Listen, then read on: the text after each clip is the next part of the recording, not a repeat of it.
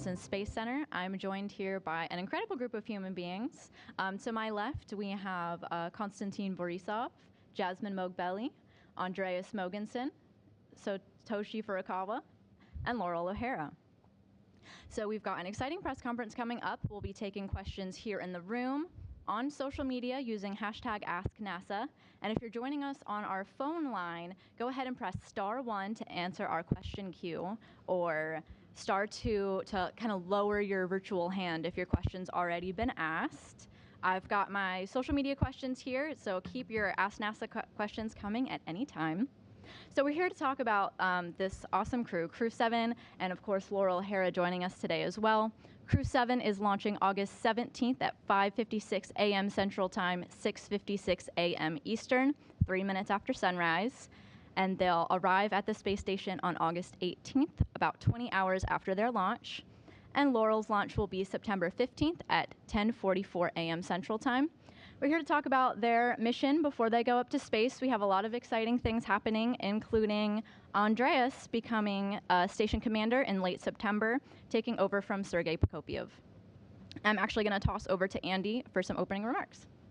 Thank you, and welcome to everyone to this Expedition 70, Crew-7 and Soyuz press conference. We've got 5 out of 7 Expedition 70 crew members. We are incredibly excited to be in the final stages, very, very final stages for Crew-7. We have a couple days to go before we enter crew rest and then quarantine prior to our launch on August 17th. And then, of course, about a month after we launch, we look forward to the arrival of Laurel and her 2 crewmates to the International Space Station and the start of Expedition 70, which will be a very exciting and very busy increment on board the space station. We have a lot of exciting scientific research and technology development projects that we look forward to for the 6 months, close to 6 months that we will be on board the space station. And we look forward to taking your questions today. Thank you, Andreas. Let's get to those questions. So why don't we start here on the phone with Marcia Dunn.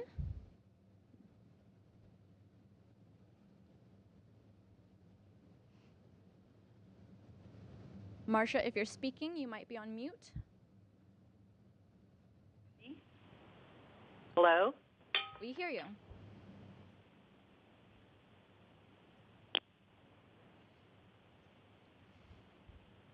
Marcia? That's okay. Why don't we go to our next question? Can you hear? Can you hear now? Yes, I can. Okay, sorry. Yes, thanks for taking my question. I'd like to just ask the crew members who are going to be making their first flights to space. Tell me about what led to this, how excited you are, and what you're looking forward to about the space flight. Anything that can just give us a look into your mind and your hearts as you're about to go off on this endeavor. Thank you.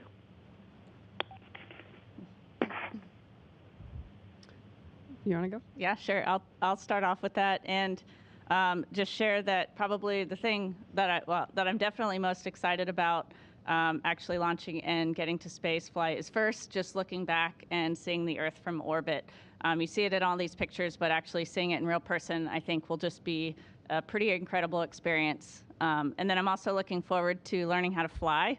So learning how to live and work in microgravity, just how to do all the daily tasks, sleeping and eating and showering, and then using tools and equipment to do all of the research that we're going to be doing. And then lastly, I'm looking forward to spending time with these guys on orbit and having dinners together and working together and just sharing that adventure. I think for me, this is something I've wanted to do for as long as I can remember. And so I know recently we've been so busy, sometimes I forget we're actually about to launch to space, and just the last couple of days it's really hit me. Similar to Laurel, one of the things I'm most excited about is looking back at our beautiful planet. Everyone I've talked to who has flown already has said that was kind of a life-changing perspective to see our Earth in that way. And also to floating around in space, it seems really fun. We've done flights where we get to do that for half a minute or so, but to live like that for about half a year, I think will be incredible. Yeah, likewise to that, I can join the same feelings. Like, I want to experience weightlessness, look at the planet Earth from above. It hasn't hit me yet, which I'm a bit surprised. I know with my brain that we are going to space, but the thing is that, like, the training has been so intense and so hard that, like, it is not psychologically hitting me yet. I'm waiting for that moment. Maybe it happens when we see the rocket or we walk towards the rocket. I'm really looking forward to that. And also, I'm looking forward to coping with all the tasks. This is a very interesting profession. You are preparing for something which you haven't tried yet, and you really want to do it well, but you don't know what it will be. So I'm really looking forward to the adventure, and I'm really excited and honored to do that with these guys. Thank you, Marcia, for your question. Let's now go to Robert Perlman with Collect Space. Thank you. For the members of for the members of Crew-7, though this is not the first time, it's still pretty much a rarity to have 4 countries represented on one crew launching together. How has been your experience coming together as a crew and working as one unit? It's been incredible. This was something when I first found out I was flying on Crew-7, I knew it was a possibility for this to be an all-international crew.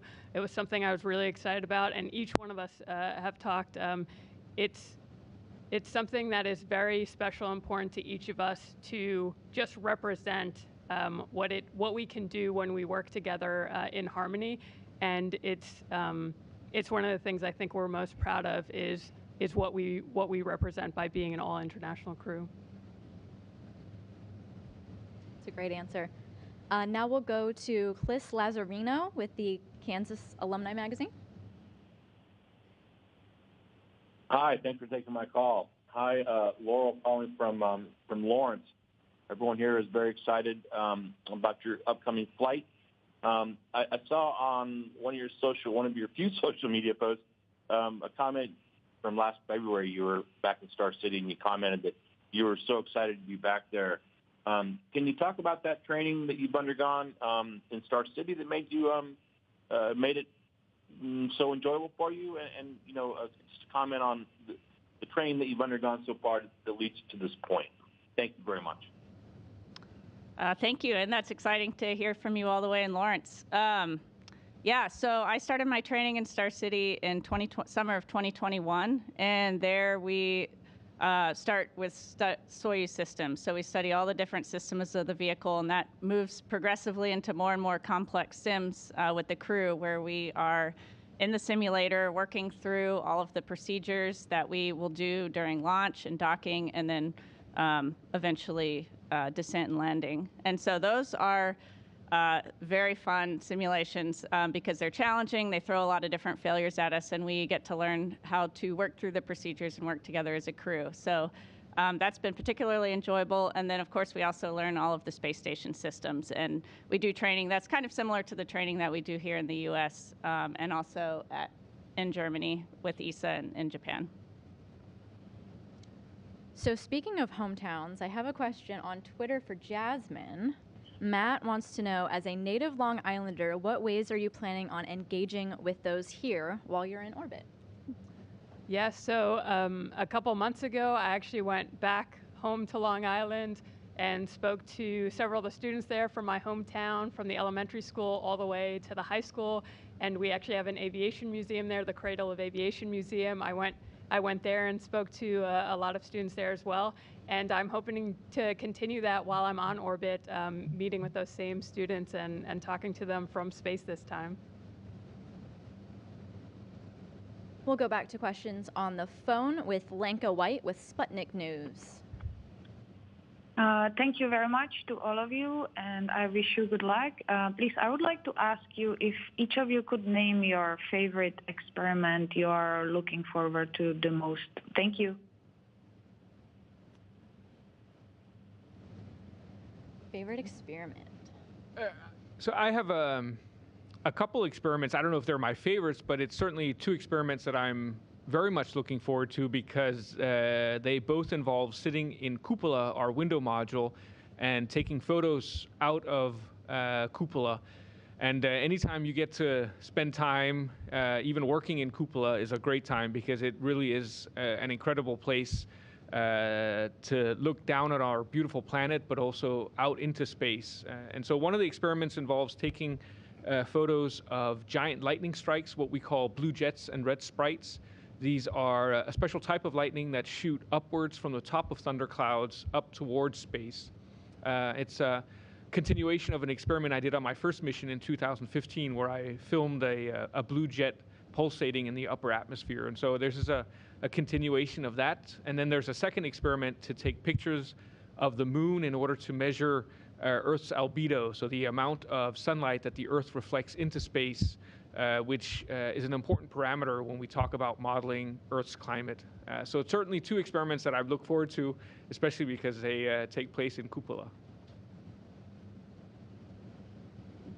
I know one that I'm really excited about, which we may get to do, some members of our crew may get to do while we're up there, is actually conducting science during a spacewalk and swabbing the outside of stations for microorganisms, spacewalk, swabbing outside of different vents and seeing is there any life that has persisted on the outside of the space station. So I think that will be really cool. Speaking about those one or two experiments, one of the most exciting to me is the quail egg experiment. That's an experiment in which we are carrying a lot of quail eggs, around 30 of them, and we have a special incubator which has two chambers. In one, you have artificial G-force, another one is just a shelf, and every day you have to take care of those eggs, seeing that the conditions are fine, and each day you take one from each and send them to Earth. You fix them first, and then you send them to Earth, and that will tell us how it develops in space, and we'll be able to distinguish what are the effects of zero-G and radiation versus different conditions for quail eggs and development. And that's interesting because in the next generations of human space flights, we need protein, and quails are a good source of protein, so we might know how they develop in space and whether we can do that or not. That's an exciting thing in terms of science, and exciting experiment in terms of the way to conduct it. I think it's the hardest for me is ultrasound examination of internal organs. That's the one which took so much time training. Like me and Nikolai were trained, and Oleg as well, to do ultrasound to each other, and we'll do it on the first week, then after 2 months, and then we'll do it after we return home, and we'll see how our internal organs are changing throughout the long duration space flight. Go ahead. Okay, let me introduce a protein crystallization experiment under zero gravity. Under zero gravity, we can get better quality protein crystals. After bringing it back to Earth and analyzing it, we can know the 3D detailed structure of the protein crystals. And the reaction site of a protein is just like a keyhole. And using a computer, you can find a key that best fits the keyhole, which is a candidate for new drug. So by doing this experiment, we can enhance the development of new drugs. I'm very excited. And one experiment that I'm really excited about, because I'll be very involved in it, because I actually am the experiment, is called CIPHER. And that is a relatively new medical research experiment that takes 14 different studies covering everything from bone and joint health to cognitive performance. So how I learn to how my brain learns to live and adapt in a 3D environment versus usual 2D environment. And so that's been super interesting. It's very new. All of the different experiments will share the data, and so hopefully from that kind of experiment, because they're also looking at astronauts throughout different mission durations from 3 or 6 month durations all the way up to 1-year missions, we'll be learning how the human body adapts to the microgravity environment, and that will help inform our future missions to the moon and beyond. We'll take a question on the phone line now from Will Robinson-Smith of Spaceflight Now. Yes, hi. Thank you for taking the time to take our questions today. If we can go back down the line, what's a personal item that you're looking forward to bringing on station with you, and why did you choose that one? Thanks.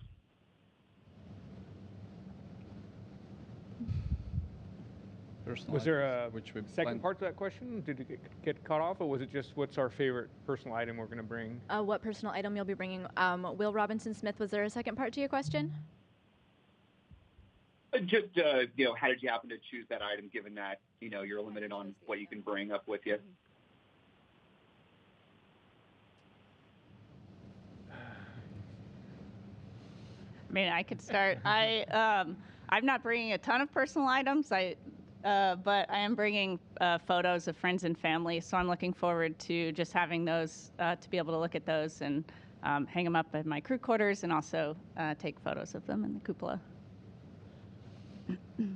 I'm just struggling to pick one thing to talk about, but I'll go with I'm bringing 2 stuffed animals for my twin girls, dragon stuffed animals. They're the same dragon, but slightly different colors for each of them. And I introduced them to these dragons before, and then I said, okay, now we got to box them up to pack them for space. And so I'm looking forward to showing them the dragons floating around in space.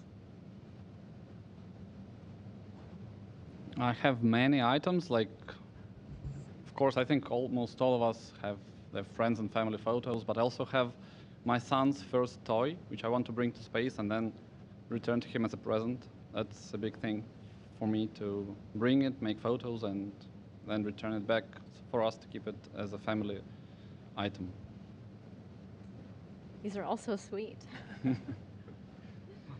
I don't know if it qualifies as a personal item, but my Crew-7 colleagues let me pick our 0G indicator.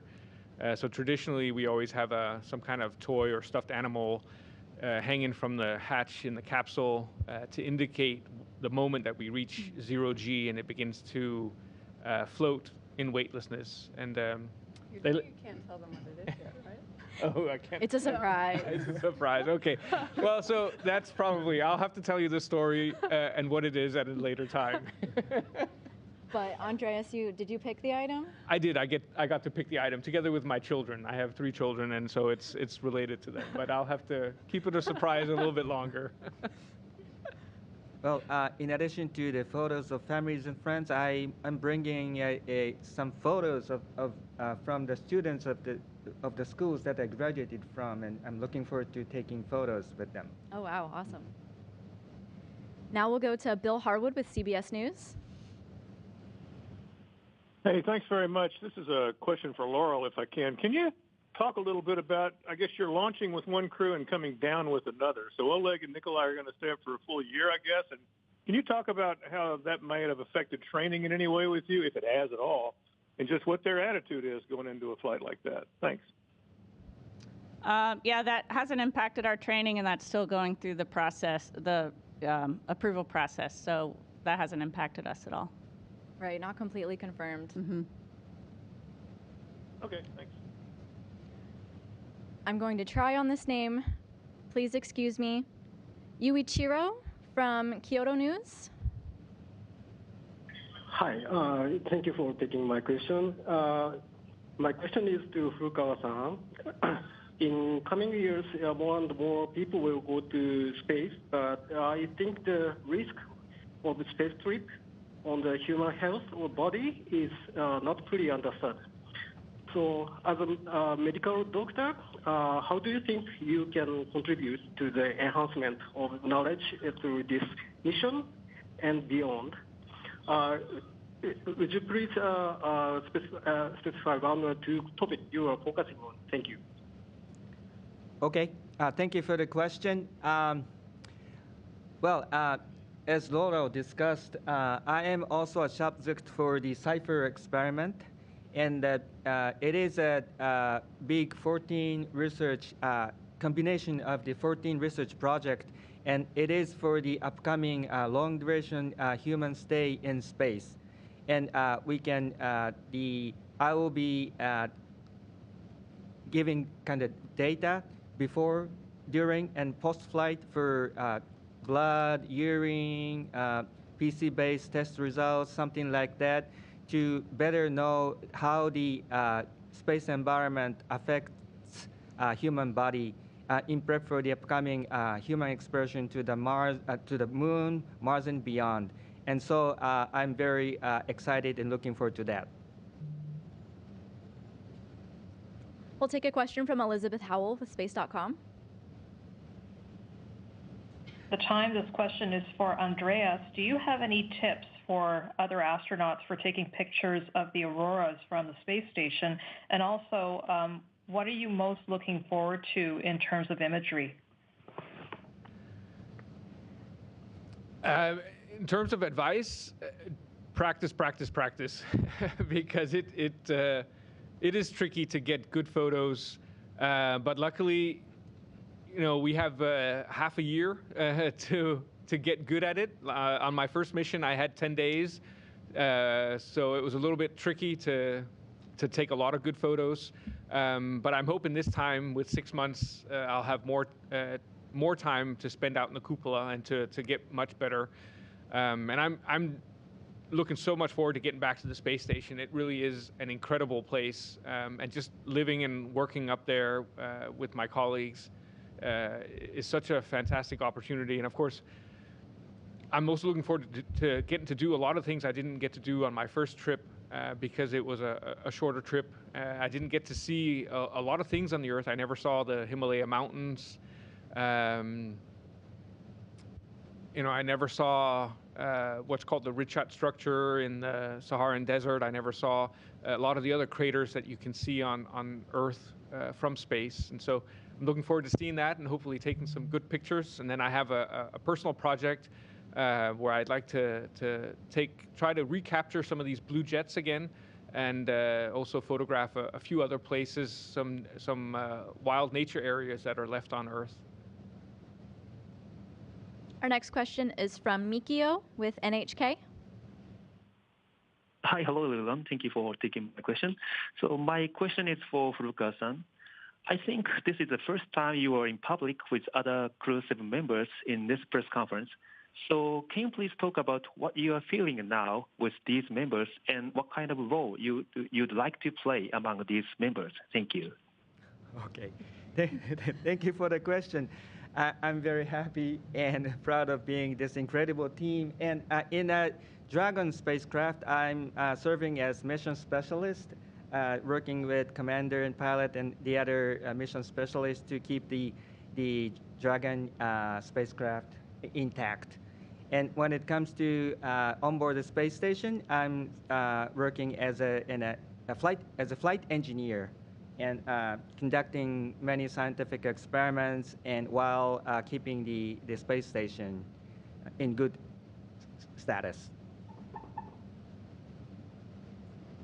We have a question from social media now from Andrew, who this might be for Crew-7, who wants to know, how do you deal with the long travel to the space station?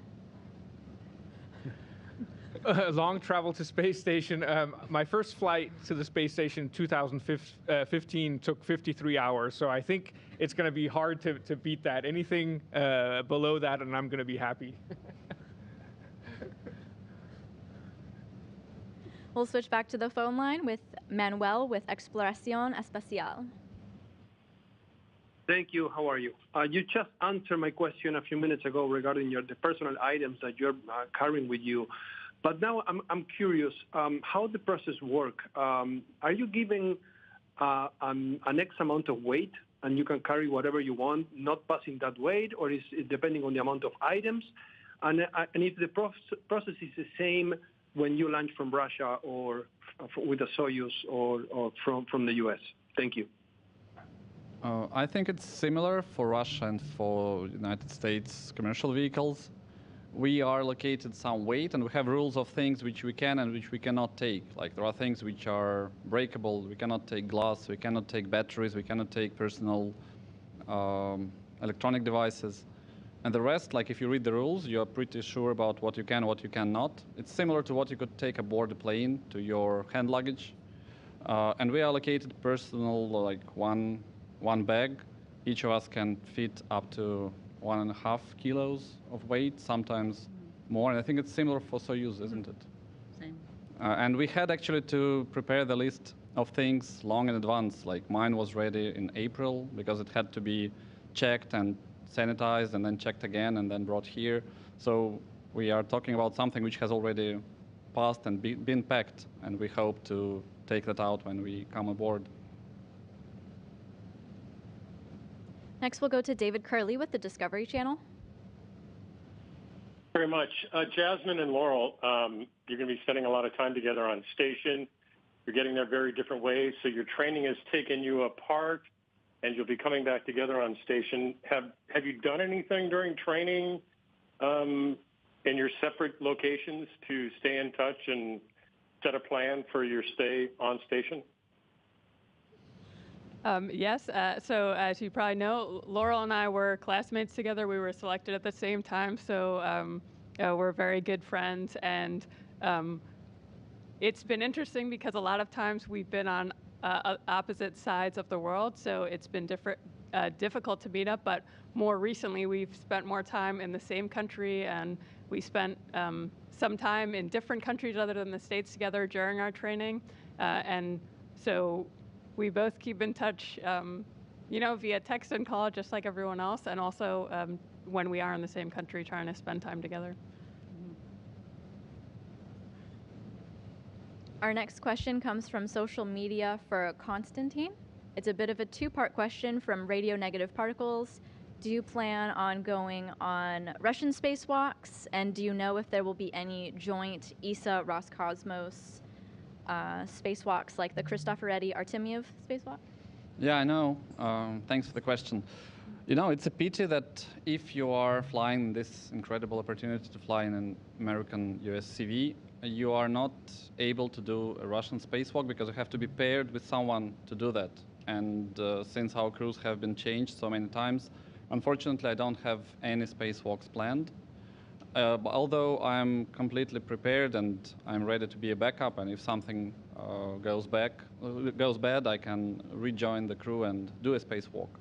But coming to the second part of the question, no, I don't know if there are. I know that there are no joint spacewalks planned for increment 70. You could always invite me. Yeah, we can do that because you are trained, aren't you? Yeah. We could do We'll that. switch back over to the phone bridge with Marcy with the International Women's Air and Space Museum. Thank you. Yes, my name is Marcy Frumker from the International Women's Air and Space Museum, and my question is for both Jasmine and Laurel. And I want to know, did you receive any tips or advice from any other women space station astronauts to prepare for living aboard the space station for 6 months? Thank you. We've obviously had a bunch of our friends fly before us, and so along with the other women and also the men, we've gotten a lot of advice on everything from, how to take showers in space to also just, how to take photos in space. Yeah, I think to second that, I think often the advice, we learn a lot in our classroom environment, but a lot of advice that we're getting from our friends who have flown before us is often around the day-to-day living stuff and things you just don't think about when you're used to working in a 1G environment here on Earth. You don't think about how hard it will be to just do simple things like fold a cloth or wash your hair or go to the bathroom, or the basic just daily things is probably what I've gotten the most advice about. So getting into the second half of our press conference, I just want to remind everyone, if you have a question on the phone, to press *1 to enter our question queue. And if you've got a question on social media, be sure to use #AskNASA. And of course, here in the room, raise your hand if you've got a question. And I think we do have one. Oh, thank you. Mark Carreau with Aviation Week and Space Technology. What should the people on planet Earth see in the diversity of the crew that's launching on Crew-7, but also living and working hard on the space station and the commitment to be there 6 months, possibly more? I just wonder what you kind of And I don't know which person to ask, because anyone would be great. I'm just sort of wondering what you think that message is back to us. What do you think? I mean, I could, when I launched on my first mission in 2015, as we were approaching the space station and getting ready to dock, when we were 20, 30, 40 meters away, and I looked out the window, that was the first time I really understood what an incredible machine we have built in low Earth orbit, and what an incredible laboratory and workplace it is. It's really, really impressive to see the International Space Station as you're approaching it. And it just reminded me of what we have achieved together through our international cooperation. And I think if there's something, one lesson that we've learned through the international partnership is how important that cooperation has been, and how much we can actually achieve together when we work together. We have another question here in the room. Go ahead. Hi, Behnud Mokram from VOA Persian. Congratulations to all of you guys. My question is for Jasmine. Jasmine, you are a role model for many Iranian women. You are a fighter, someone who follows her dreams. As you know, Iranian women are fighting for freedom, gender discrimination, and justice right now in Iran. I know you follow women life freedom movement closely. What is your message for Iranian women? I appreciate that. Yes, I've been very lucky in my life to have the opportunities I have had, and while it's taken a lot of hard work to get to where I am, I didn't have certain barriers that unfortunately others, whether it be in Iran or other parts of the world, have had. And I've been really inspired by the fact that the women and men in Iran are fighting not just for themselves, but for those who come after them. And I hope to see a day when the same opportunities I've had are open for anyone else who wants to put in the hard work and effort, and that there are no barriers in place preventing them from doing so. Our next question comes from social media for Andreas. How did the training for the Soyuz and Dragon differ?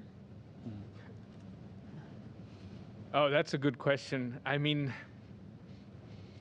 Soyuz and Dragon are two very, very different spacecraft, principally because one, Soyuz, was developed in the late 60s and early 70s, and Dragon was developed in the last 10 years. And so the concept of operations is very, very different. Soyuz has, in the past at least, relied on ground stations for radio communication, which means that for maybe half of the flight, the astronauts on board Soyuz have to be independent. They have to be able to work independent, which means that any problems that arise during flight, they have to be able to solve on their own. And so it requires an incredibly intricate knowledge of all the systems on board Soyuz.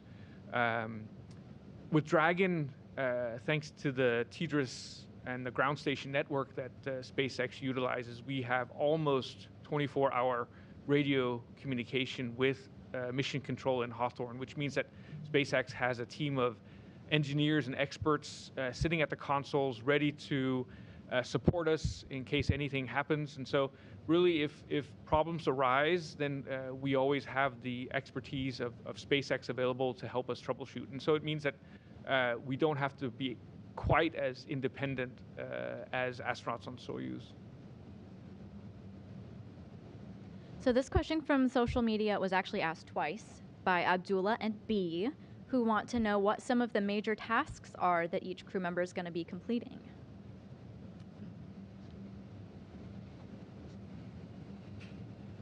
Anyone want to take it? Laurel, you want to take that one first? Sure. So we'll be doing all sorts of work on board space station. We have over and on any expedition, there's over 250 science experiments going on both inside and outside space station. One of the things that I'm most excited about, because it's also a hobby of mine on the ground, is just fixing things that break. So whether it's the toilet or our galley, we're the onboard technicians that get to fix all those things, working with the engineers on the ground. And so that's one aspect of our work that I'm really excited about. Did anyone else want to chime in with any tasks, or do we want to move on? Well, I would agree with Laurel. My first mission in 2015 was a short 10-day mission, and I was able to concentrate exclusively on science and technology development. This time, because I'm going to be there for half a year, I also have to participate in all the other activities that are required to maintain the space station. So that's maintenance and repair of all the systems. It's logistic work, emptying all the cargo vehicles that arrive, packing them with trash, potentially also working with the space station robotic arm, and perhaps even a spacewalk. So there's a lot of other opportunity, or a lot of other work that I'll hopefully have an opportunity to perform this time. Thank you, Laurel and Andreas. We have a question here in the room up front. Hi, everyone. You're going to be on the space station at a really exciting time where you will get to celebrate some holidays. So I would love to hear any plans you have for celebrating or how you'll connect with family and friends back home. I can say, so in my household, we celebrate both Christmas and Hanukkah. So I've brought some items for both to celebrate with my family. I've got a Christmas ornament with a picture of the four of us together, and also my husband and little girls helped make a felt menorah with lights for each night that I can pin on to celebrate with them. So I'm excited to do that. I think the biggest celebration for us would be around New Year, like Christmas and New Year. I have a few thoughts I don't want to share with the guys because those are surprises, but I think we'll do some crazy stuff around those days, like 25th of December and 31st of December. We cannot wait to see it, especially the first sunrise of the Earth on New Year's. That's always so popular to see. Mm. Our next question on social media is, what food are you looking forward to eating in Zero-G? And I'll add my own spin for our international partners if you'll be sharing some of your special treats. I'd say one of the bonuses of having such an international crew is the fact that we have a tradition of bringing food from our home countries. Most of the food is either American or Russian, but when a Japanese, a European, or a Canadian astronaut flies, we have a tradition of bringing some food with us from our home countries. And so I think both Satoshi and I will be bringing some food from our home countries to share with the rest of the crew. And I will say, I won't say what, but I have brought some Persian food to share with you all. So excited to share that. I'm just excited that we have so much food. Like, we have over, we spent, I think, 8 days tasting food all together, both in Russia and here. Mm-hmm. It's so many dishes. I think there are more than 400 things which you could combine them in any way possible. And that's a unique situation in our crew flights to space, because it hasn't been the case like 50 years ago. And I think that when we go to the moon and beyond and to Mars, we won't have that variety of food. So we are excited that food is what will provide a lot of interesting emotions and feelings. And also, my friends tell me that tastes change in space. So whatever we think we might want now might change a lot during the flight. So it's exciting, just like as a first flyer, everything is exciting, but the food part is also, I'm very curious how it works.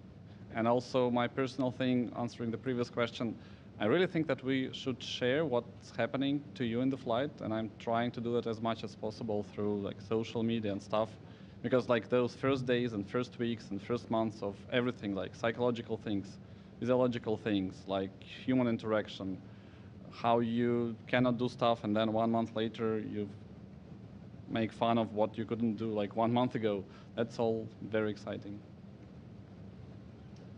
Maybe just once in a while we're lucky that there's an overlap between food and science. One of the science experiments we'll be doing is growing tomatoes in space, and if the ground teams, the flight control team, they're really nice, maybe they'll let us eat some of the tomatoes, and so I'm hoping for that at least. That would be nice to get some fresh fruits and vegetables in space. This has been my favorite question. Thank you for asking that on Twitter. We do have a question up here in the room. Hi. So, as a team and individually, how have you prepared emotionally and mentally for the challenges of spaceflight?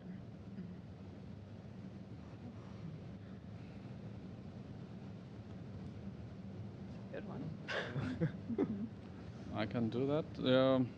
For me, it's sports, meditation, and yoga. That's what I do, but I don't think it's very easy to make yoga in 0G. I'm really curious how it works. But at least the breathing techniques and things which I do as my daily practice, I can continue doing.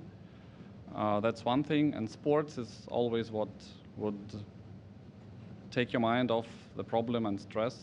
I think I will be doing running and meditation and breathing techniques. And also that's what all of my colleagues tell me, that we can take photos of the ground, of the Earth, both during the daytime and during the nighttime. And that is something which really takes you away in terms of, like, you get distracted, you get into it, you enjoy doing that, and time passes and you get like some variety in your day which can help relieve a lot of stress. And also we have friends and family which, given the current technology development, are one call away. You can always text them, you have emails, you have phone calls, and I'm planning to call my friends and family to talk to them, just to stay there, stay in touch, and share the experience which I'm enjoying.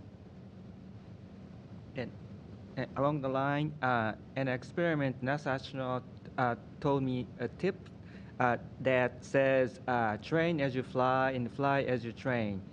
So that I think that is very true. So on the day of actual flight, you need to do what you used to do in the training sessions, not something special. So that is a very good tip to get yourself prepared for a flight. We'll go back to the phone bridge with Robert Perlman from Collect Space. Hi, thanks. For all five, you'll be on space station either a month or within a week of OSIRIS-REx coming back to Earth and delivering asteroid samples. Has there been any talk about whether you'll have a view from the space station of that reentry and any particular training for capturing it on film? Mm-hmm. No specific talks of that, and I'm not sure if that's something that will need to be determined as we get closer. But hopefully, if there will be a view, I think the flight control team will certainly prepare us for that, so that we can capture views. But nothing specific yet. I'm definitely trying to catch Soyuz flight, which is happening on September 15, because when it launches, actually the ISS is very close during the launch phase. It is a short flight. It's a two orbit flights. That means that it will be so close, and I really want to try that. Awesome. Going back to questions on social media, this time from Jacqueline. Andreas, I think, already answered that question, so I think I'll toss this one to someone else. What is one place on Earth, excluding your home country, that you look forward to viewing from the cupola?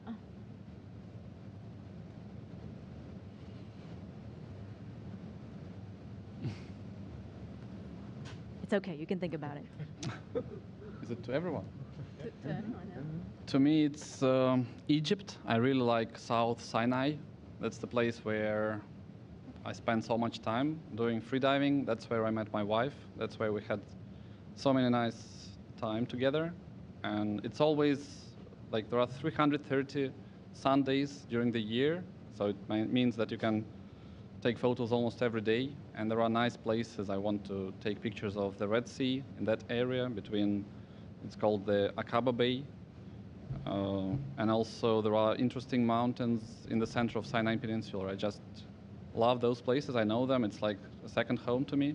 And I want to take photos of those places and see how they look from space. Anyone else want to chime in on that one? What are you looking forward to seeing from the cupola? Well, tropical islands like Ooh, okay. Bahama or Pacific Oceans, really beautiful. We look forward to the photos. I'll do one last call for questions here in the room. All right, hearing none. Well, to conclude today's press conference, thank you to Crew-7 and Laurel O'Hare for joining us here today. Crew-7's first on deck, launching August 17th at 5:56 a.m. Central Time, 6:56 a.m. Eastern. You can continue to follow their mission as they get ready to go to space, as well as their time on the International Space Station on their social media accounts, as well as at Space Station, as well as our International Space Station blog. We look forward to continuing to get your great questions as they go throughout their mission. Thank you for joining us.